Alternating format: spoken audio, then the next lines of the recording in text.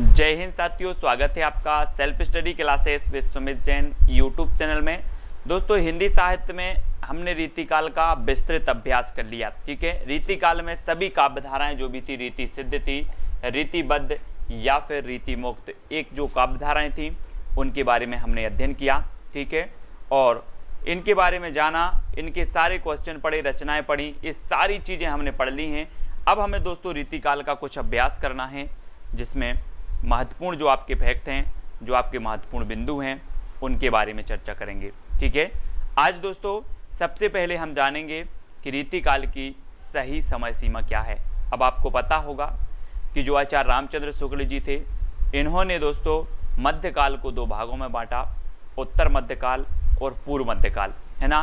पूर्व मध्यकाल को इन्होंने भक्ति काल और उत्तर मध्यकाल को रीतिकाल नाम दिया। ठीक है, और यहाँ पर आपसे पूछा गया कि रीतिकाल की जो समय सीमा है वो समय सीमा क्या है। तो चार विकल्प हैं, समय सीमा हमें यहाँ पर बताना है, तब आपका बिल्कुल सही आंसर क्या हो जाएगा। समय सीमा में चार विकल्प अब आपको दिए जाएंगे: संवत 1700 से 1900, संवत 1700 से 1984, संवत 1650 से 1800 या फिर संवत 1800 से 1900। तो रीतिकाल की सही समय सीमा यहाँ से आपसे पूछा गया और आपका बिल्कुल सही आंसर जो हो जाएगा वो क्या हो जाएगा, विकल्प नंबर 1, यानी कि संवत 1700 से 1900 का जो काल है वो आपका क्या है, रीतिकाल है। ठीक है, 1 नंबर आपका बिल्कुल सही है। रीति शब्द का सही अर्थ बताना है दोस्तों। रीति शब्द का अर्थ क्या है?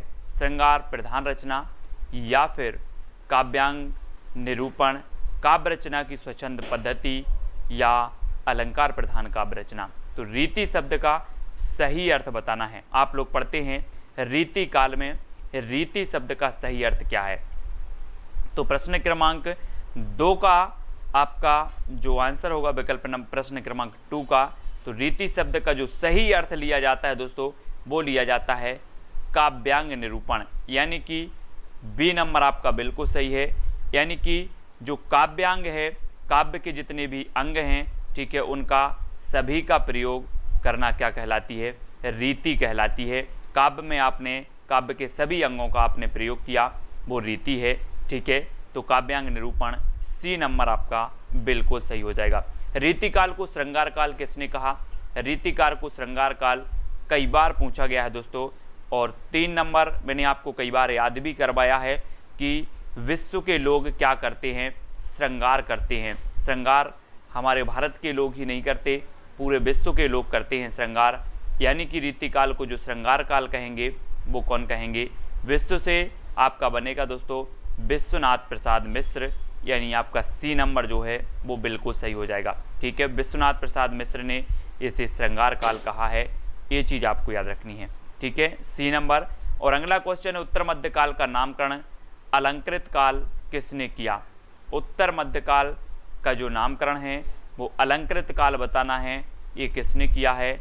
मिश्र बंधुओं ने, बच्चन सेन ने, विश्वनाथ प्रसाद ने या फिर रामचंद्र शुक्ल ने। उत्तर मध्यकाल का नामकरण अलंकृत काल किसने कहा है?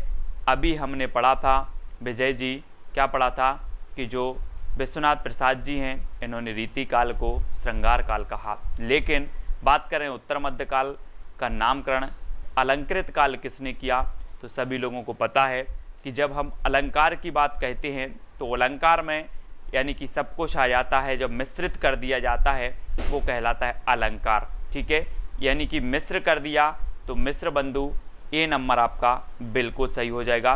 अगला प्रश्न है, हिंदी साहित्य के उत्तर मध्यकाल को सर्वप्रथम रीतिकाल किसने कहा? जी हाँ दोस्तों, रीतिकाल बताना है किसने कहा है?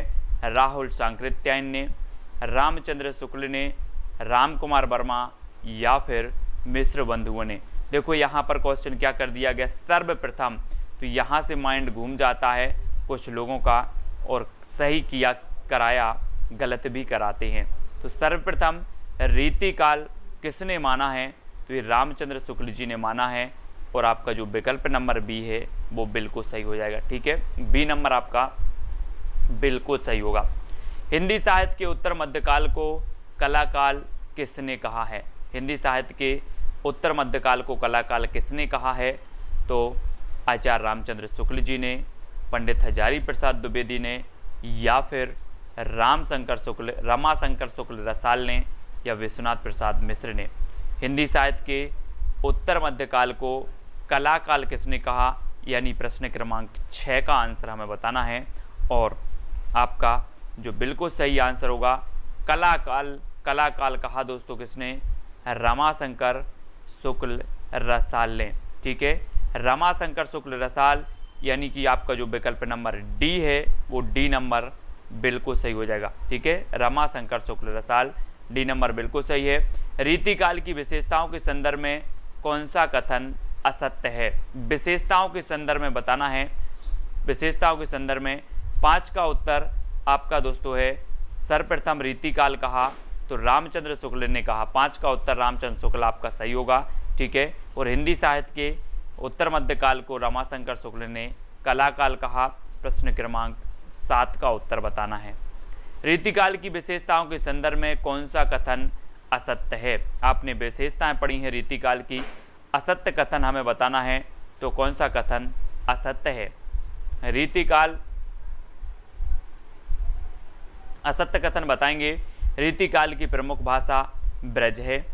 रीतिकाल में मुक्तक काव्य की प्रधानता है। रीतिकाल में लक्षण ग्रंथों की प्रमुखता है, या फिर रीतिकाल में प्रकृति का आलम्बन के रूप में वर्णन हुआ है। तो आपका क्या सही हो जाएगा? रीतिकाल की विशेषताओं के संदर्भ में कौन सा कथन असत्य हो जाएगा? आपने विशेषताएं पढ़ी होंगी, यानी कि यहाँ से आपको पता चलता है कि विशेषताएं पढ़ना आपको कितनी ज़रूरी हैं, है ना। और आपका विकल्प नंबर जो 7 है वो बिल्कुल सही हो जाएगा। ठीक है, 7 का विकल्प नंबर जो आपका डी है, डी यानी कि रीतिकाल में प्रकृति का आलम्बन के रूप में वर्णन किया गया, ये डी नंबर बिल्कुल सही, गलत मतलब सही हो जाएगा। यहाँ पर असत्य कथन हो जाएगा डी नंबर। ठीक है, अगला है कौन सा कथन असत्य है? केशव रीति मुक्त धारा के कवि हैं, बिहारी रीति सिद्ध धारा के कवि हैं, रीतिबद्ध धारा के कवियों को आचार कवि कहा जाता है, या फिर रीतिबद्ध धारा के कवियों में लक्षण ग्रंथों की रचना की है। तो असत्य कथन बताना है कौन सा है? केशव रीति मुक्त धारा के कवि हैं, है ना।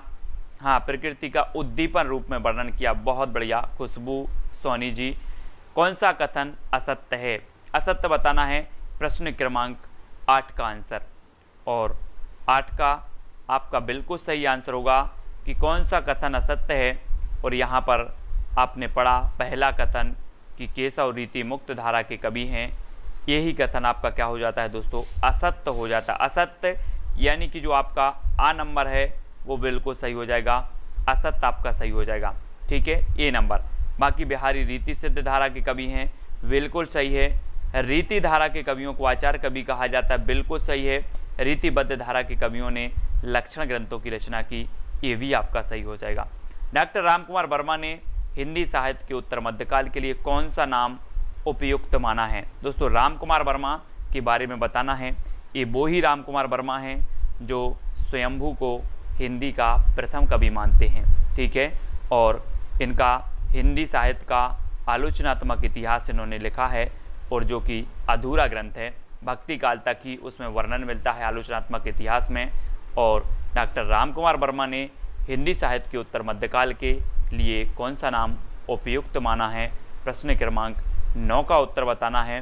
तो इन्होंने दोस्तों इसे कहा है कलाकाल। कलाकाल यानी आपका विकल्प नंबर जो सी है कलाकाल, बिल्कुल सही हो जाएगा, सी नंबर।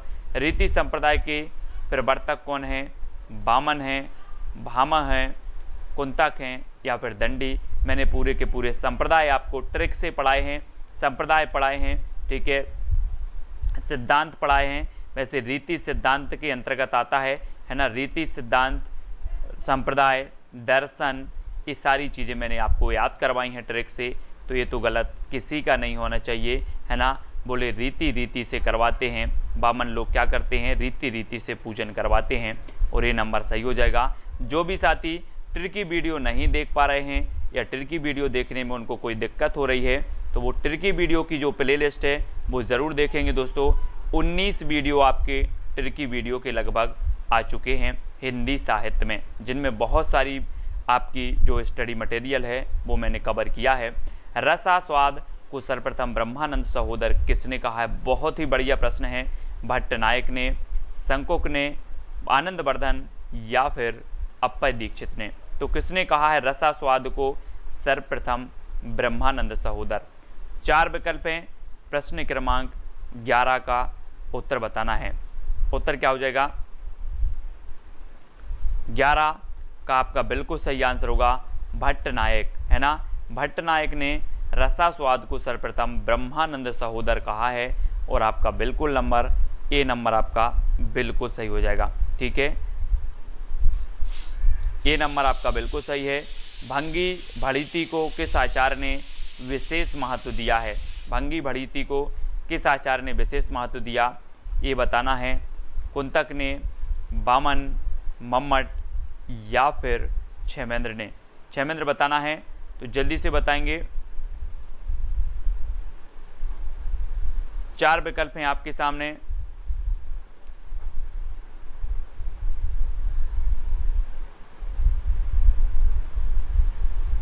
तो जल्दी से बताना है हमें। प्रश्न क्रमांक अपना 11 है। 12 भंगी भड़िती को किस आचार्य ने विशेष महत्व दिया? वो प्रश्न क्रमांक 12 का जो आपका राइट आंसर होगा वो क्या हो जाएगा? 12 का आंसर आपका बिल्कुल सही आंसर हो जाएगा कुंतक। कुंतक यानी कि जो आपका ए नंबर है वो बिल्कुल सही हो जाएगा, ए नंबर। ठीक है, ध्वनि संप्रदाय के प्रवर्तक आचार्य कौन है? ध्वनि संप्रदाय की बताना है। भट्टनायक, विश्वनाथ, आनंदवर्धन या फिर मम्मट?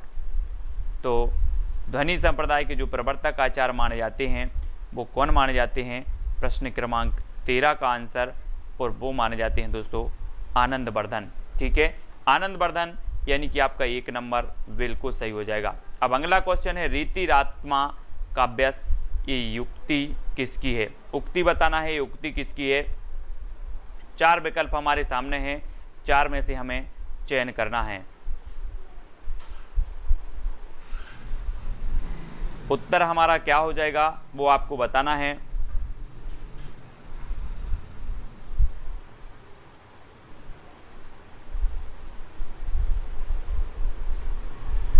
तो प्रश्न क्रमांक 15 और 15 का आपका बिल्कुल सही आंसर होगा बामन। ठीक है, बामन यानी कि जो बी नंबर है वो बिल्कुल सही हो जाएगा, बी नंबर बामन। ठीक है, याद रखेंगे।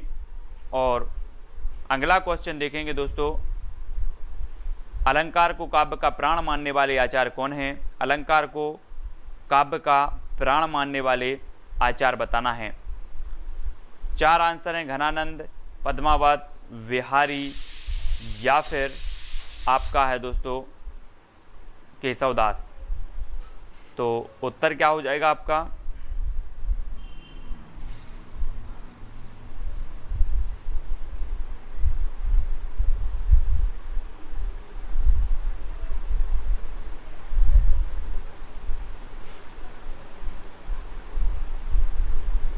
प्रश्न क्रमांक 16 और राइट आंसर होगा केशवदास। अलंकार को काव्य का प्राण मानने वाले जो आचार्य हैं वो हैं केशवदास, यानी आपका उत्तर हो जाएगा विकल्प नंबर सी। ठीक है, सी नंबर सही है। बादशाह जहांगीर की प्रशस्ति में किसने लिखा? मतीराम ने, रहीम ने, केशवदास या फिर द्विजदेव ने? तो किसने लिखा है?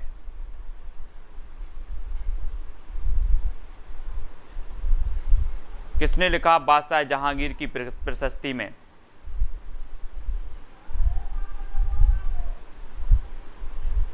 प्रश्न क्रमांक 17 और आपका बिल्कुल सही है। बादशाह जहांगीर की प्रशस्ति में जो लिखने वाले हैं वो लिखने वाले हैं बी नंबर यानी केशवदास। ठीक है, केशवदास आपका बिल्कुल सही आंसर होगा। अगला क्वेश्चन देखते हैं दोस्तों, चिंतामणि त्रिपाठी को हिंदी रीतिकाल का प्रवर्तक किसने माना है?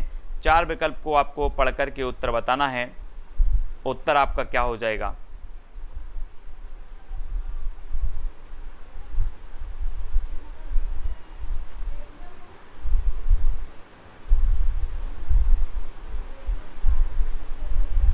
प्रश्न क्रमांक 18 की रीतिकाल का प्रवर्तक चिंतामणि त्रिपाठी को मानने वाले बहुत ही बढ़िया प्रश्न है, और वो माना है दोस्तों आचार्य रामचंद्र शुक्ल ने।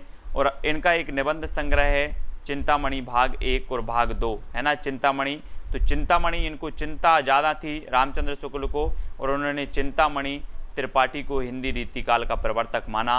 और सी नंबर आपका बिल्कुल सही हो जाएगा, सी नंबर। ठीक है, अगला क्वेश्चन है वर्णो रीति सुभान ज्यों वृत्ति वृत्ति सी मित, कथन किसका है? ये कथन बताना है, ये कथन किसका है?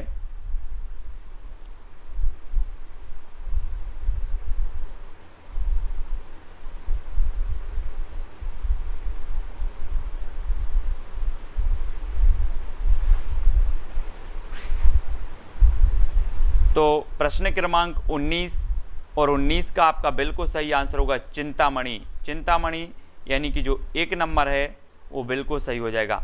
ठीक है, 1 नंबर सही हो जाएगा। अगला क्वेश्चन देख लेते हैं कि देव कवि ने रीति को कहा है, तो क्या कहा? देव कवि ने रीति को क्या कहा है, ये चीज बतानी है।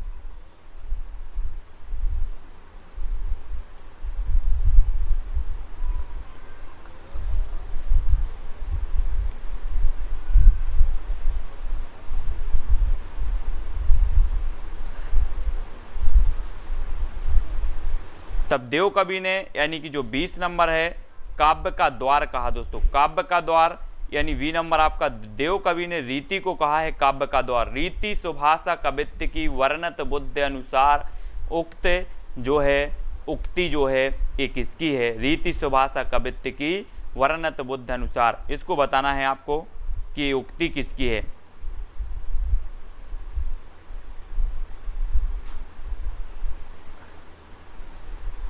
तो 4 विकल्पों में से आप चयन करें और उत्तर आपको बताना है 21 का, और 21 का आपका बिल्कुल सही है रीति सुभाषा कवित्व की। ये दोस्तों ये है चिंतामणि। चिंतामणि यानी कि जो विकल्प नंबर सी है वो बिल्कुल सही हो जाएगा। अपनी अपनी रीति के काव्य और कवि रीति पंक्ति से रीति शब्द के किस अर्थ की अभिव्यक्ति हुई है? तो किस अर्थ की अभिव्यक्ति हुई है? किसकी हुई है? काव्य स्वभाव की, काव्य द्वार की, काव्य रचना पद्धति, या फिर ये सभी? किसकी हुई है?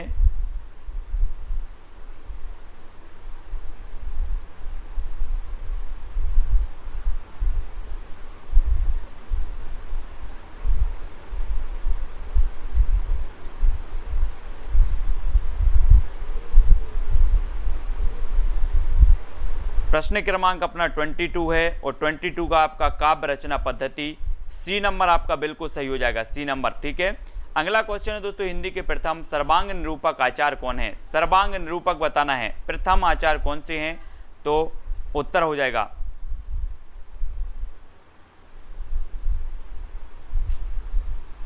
घनानंद हैं, बोधा हैं, केशवदास हैं, या फिर आपके चिंतामणि हैं। कौन है?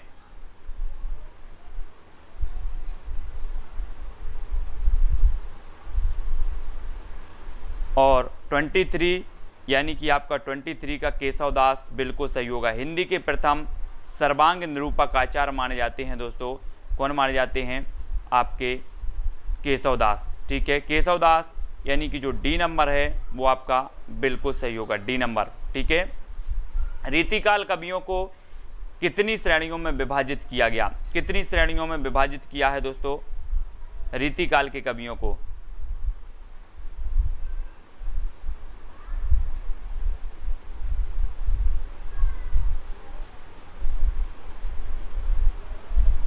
रीतिकाल कवियों को कितनी श्रेणियों में विभाजित किया गया?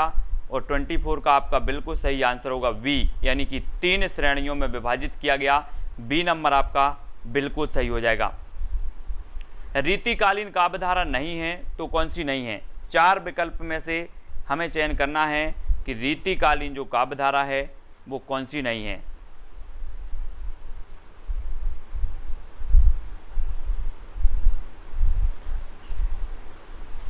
तो रीति मुक्त है, रीतिबद्ध है, रीति सिद्ध भी है, कौन सी नहीं है?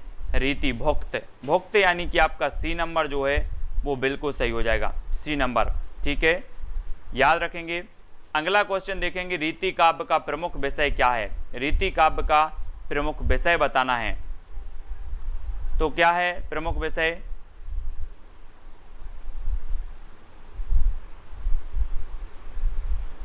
रीतिकाव्य यानी कि प्रश्न क्रमांक 26 है और 26 का श्रृंगार आपका सी नंबर बिल्कुल सही होगा।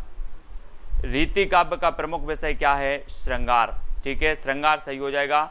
अगला है रीतिकाव्य का मूल स्रोत क्या है दोस्तों? रीतिकाव्य का मूल स्रोत बताना है। भक्तिकालीन संत साहित्य, भक्तिकालीन कृष्ण साहित्य, भक्तिकालीन राम साहित्य या फिर संस्कृत के काव्य शास्त्रीय ग्रंथ। तो आपका राइट आंसर क्या होगा?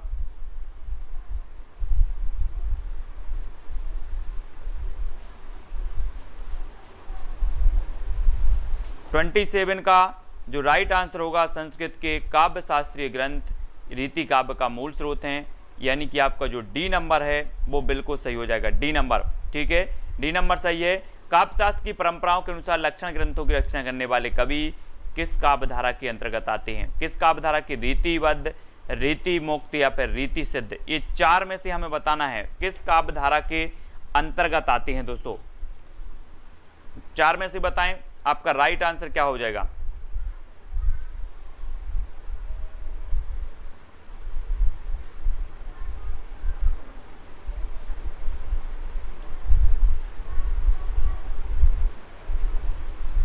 प्रश्न क्रमांक 28 और आपका बिल्कुल सही आंसर होगा रीतिबद्ध, है ना, कि जो लक्षण ग्रंथों की रचना रीतिबद्ध जो है काव्य धारा के अंतर्गत आती है और ये नंबर आपका बिल्कुल सही होगा। रीति सिद्ध कवि किसे कहा गया दोस्तों? रीति सिद्ध कवि बताना है, तो किसे कहा गया रीति सिद्ध कवि?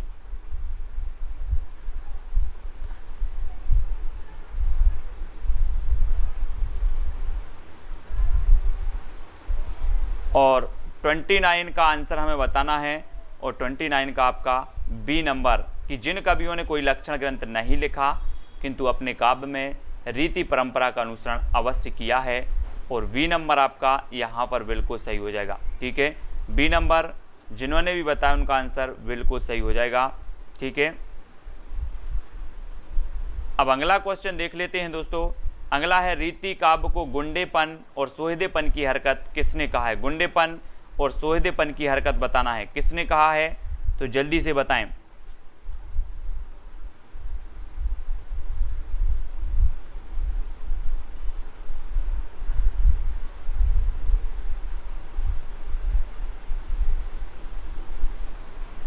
तब प्रश्न क्रमांक 30 और 30 का आंसर होगा बी, मार्कंडे वाजपेयी। मार्कंडे वाजपेयी ने गुंडेपन और सोहदेपन की हरकत कहा है और बी नंबर आपका बिल्कुल सही होगा। ठीक है, बी नंबर आपका सही हो जाएगा। अगला क्वेश्चन है रीतिकालीन कवियों पर भाषा में मिश्रण करने एवं व्याकरण के नियमों की अवहेलना करने का आरोप किस आलोचक ने लगाया है? ये चीज आपको बतानी है। चार विकल्प आपके सामने हैं, चार में से आपको चयन करना है। तो किस आचार्य ने लगाया है दोस्तों? जल्दी से बताएं। 31 का आंसर बताना है और 31 का आपका बिल्कुल सही आंसर होगा आचार्य रामचंद्र शुक्ल, यानी ये नंबर आपका बिल्कुल सही होगा। रीतिकाल की सर्वाधिक व्यापक प्रवृत्ति है तो कौन सी है? व्यापक प्रवृत्ति बतानी है, कौन सी है?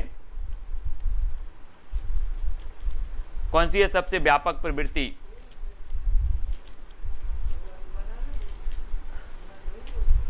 क्या हो जाएगा आपका राइट आंसर?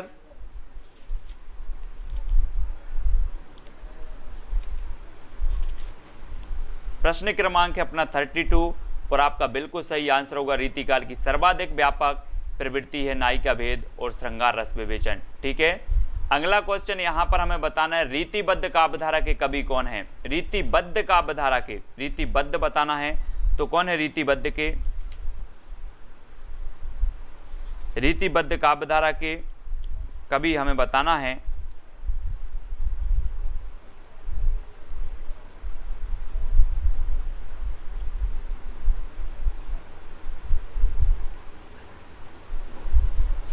और आपका बिल्कुल सही आंसर होगा प्रश्न क्रमांक 33 रीतिबद्ध काव्यधारा, है ना। और हो जाएगा आपका जो चिंतामणि है ये रीतिबद्ध काव्यधारा से संबंधित हैं। और आपका सी नंबर बिल्कुल सही होगा। रीति सिद्ध काव्यधारा के कवि बताना है देव, चिंतामणि, मतिराम या फिर बिहारी। तो कौन है रीति सिद्ध काव्यधारा?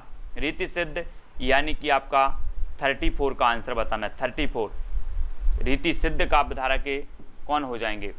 रीतिबद्ध, रीति सिद्ध और रीति मुक्त काव्यधारा, ये सारी काव्यधाराएं चली और 34 का आपका बिल्कुल सही आंसर होता है बिहारी। बिहारी यानी कि आपका डी नंबर, ये रीति सिद्ध काव्यधारा के कवि थे। डी नंबर आपका बिल्कुल सही हो जाएगा। ठीक है, घनानंद किस काव्यधारा के कवि हैं दोस्तों? घनानंद बताना है 34 रीति मुक्त, रीतिबद्ध या फिर रीति सिद्ध या इनमें से कोई नहीं।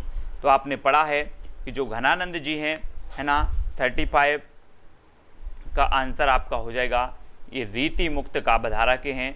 ठीक है, रीति मुक्त यानी कि आपका जो ए नंबर है रीति भक्त घनानंद रीति मुक्त काव्यधारा के कवि हैं और ये नंबर आपका बिल्कुल सही हो जाएगा। सर्वांग निरूपक ग्रंथ कौन सा है दोस्तों? सर्वांग निरूपक बताना है कवित रत्नाकर है, शब्द रसायन है या फिर बिहारी सतसई या फिर रतन हजारा है। तो कौन सा है सर्वांग निरूपक ग्रंथ बताना है। 4 विकल्प हैं। 36 का आंसर और 36 का जो राइट आंसर आपका हो जाएगा वो क्या हो जाएगा? शब्द रसायन, है ना। ए बी नंबर बिल्कुल सही है। ये सर्वांग निरूपक ग्रंथ माना जाता है। B number. निम्नलिखित को सुमेलित करना है दोस्तों। ये 4 विकल्प हैं। कूट भी आपको दिया है ना, और सुमेलित आपको करना है। सुमेलित क्या हो जाएगा आपका दोस्तों? मैंने याद करवाया था आपको कि कुल की चिंता सभी को रहती है, यानी कि कवि कुल कल्पतरु किसकी हो जाएगी? चिंतामणि की हो जाएगी। ठीक है, फिर आपसे पूछा जाता है दोस्तों शब्द रसायन, शब्द रसायन किसकी है? तो देव कवि की है। शब्द में क्या देव? रसायन देव। शब्द में रसायन देव। जब आपके शब्द बहुत अच्छे लगेंगे तो शब्द में अपने रसायन, राशन पानी देना है ना। तो शब्द रसायन देव, तो देव कवि। ठीक है, काव्य निर्णय, काव्य का निर्णय जल्दी लेते हैं लोग, है ना, बेकारी दास। और रस पीयूष निधि, ये जो रचना है दोस्तों ये किसकी है? सोमनाथ। सोमनाथ यानी कि मैंने बताया था कि सोमरस बहुत सारे लोग यूज करते हैं, सोमनाथ, है ना। रस पीयूष निधि सोमनाथ। ठीक है, याद रखना।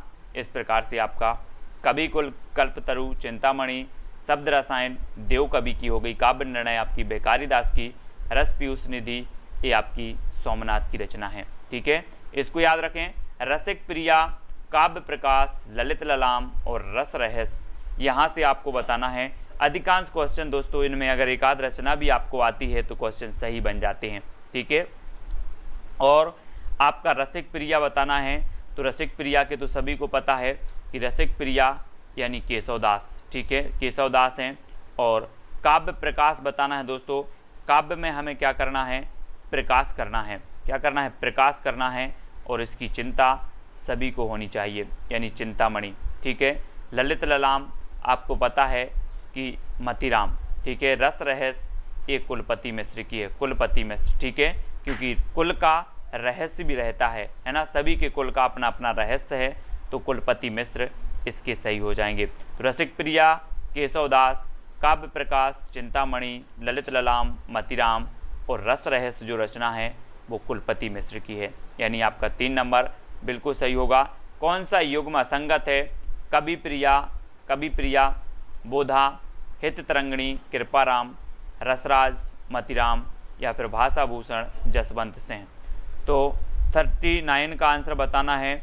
और जो संख्या है अपनी हिंदी साहित्य वालों की वो संख्या बहुत कम हो गई है ना। 39 का आंसर बताना है। देखने वालों की संख्या बहुत कम हो रही है, बात क्या है? और 39 का उत्तर हो जाएगा कवि प्रिया, बोधा, है ना, क्योंकि कवि प्रिया, रसिक प्रिया ये सारी की सारी रचनाएं किसकी हैं? केशवदास की हैं। ठीक है, तो असंगत जो युग्म हो जाएगा वो कौन सा हो जाएगा? ए नंबर आपका बिल्कुल सही होगा। हित तरंगिणी कृपाराम की, भाषाभूषण जसवंत सिंह हैं, रसराज मतिराम ये तो है ही। असंगत पूछा गया तो ये नंबर आपका बिल्कुल सही हो जाएगा। हिंदी में सर्वाधिक विस्तृत छंद विवेचन ग्रंथ कौन सा है? सर्वाधिक छंद विवेचन ग्रंथ बताना है तो कौन सा है?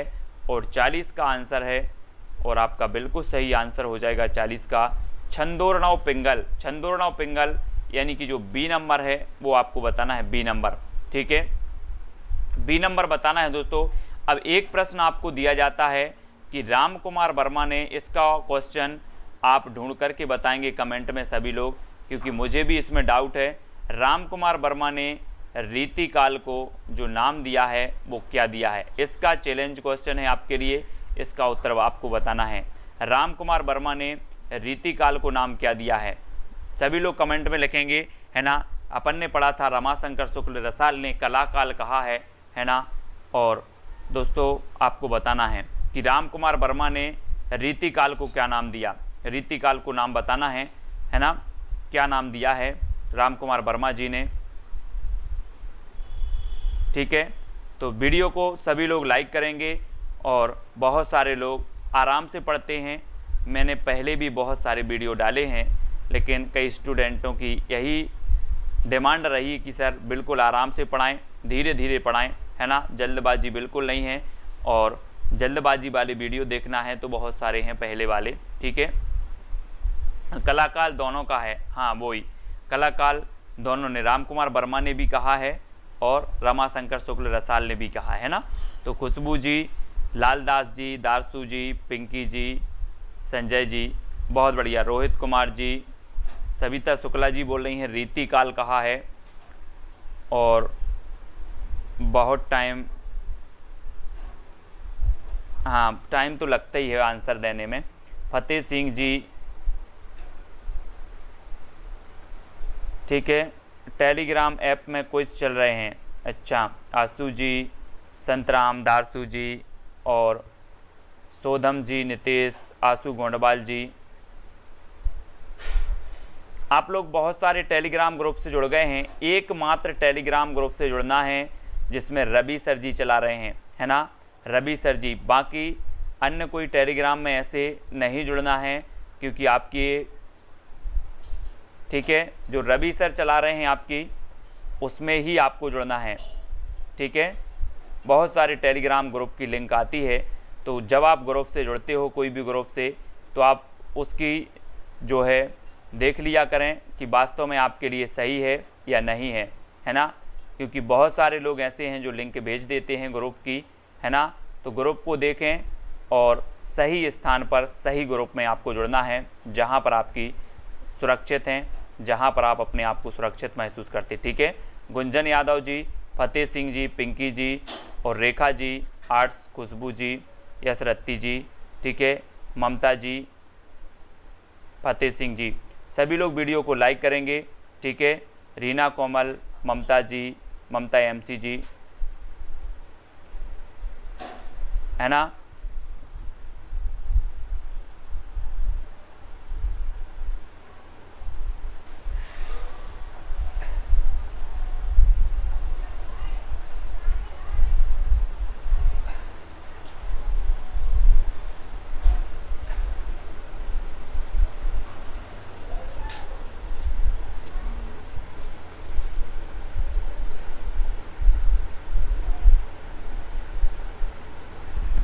ठीक है, रीना कोमल जी, खुशी जी, लालदास जी, रेखा जी, फतेह सिंह जी, रोहित जी, रोशनी जी,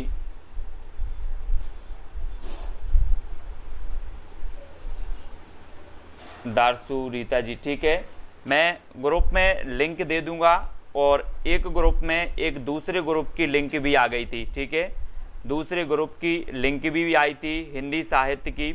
तो हिंदी साहित्य में आप, ठीक है, वहीं जुड़ें जहां आपको अच्छा लगता है। ठीक है, जहां आपको लगता है कि मेरे लायक सही है वहां पर आप जुड़ें। मैं नहीं बोल रहा कि आप ना जुड़ें या कोई भी ऐसा ना करें, मेरी कोई पाबंदी नहीं है, आप लोगों की स्वतंत्रता है। जहां आपको लगता है कि मेरी पढ़ाई अच्छी हो रही है वहां पर आप जुड़ें, है ना। लेकिन थोड़ी सी भाई आपकी सुरक्षा हो जहां पर,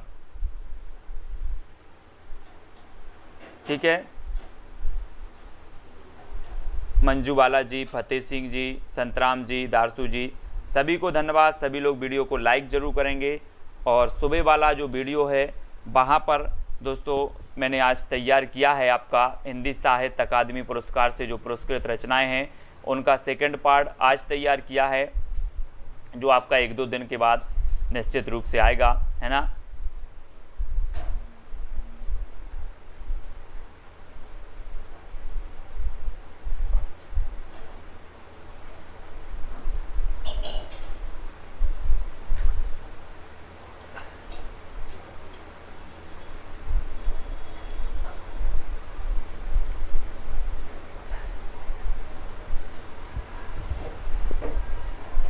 संतराम जी बिल्कुल, तिरकी वीडियो तो आता ही है, तिरकी वीडियो भी आएगा।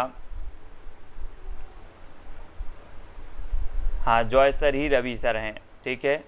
और किसी भी प्रकार से कहीं भी अपनी क्लास में कहीं भी आपको कोई बोनी लगता है, कहीं किसी भी प्रकार से आपको नहीं देना है ना, कोई भी राशि आपसे नहीं मांगी जाती है।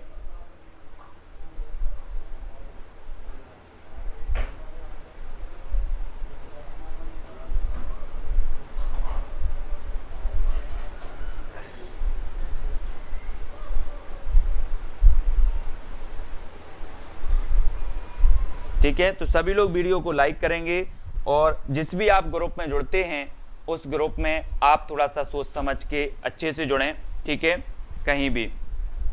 और आज की वीडियो के लिए बस इतना ही। जय हिंद।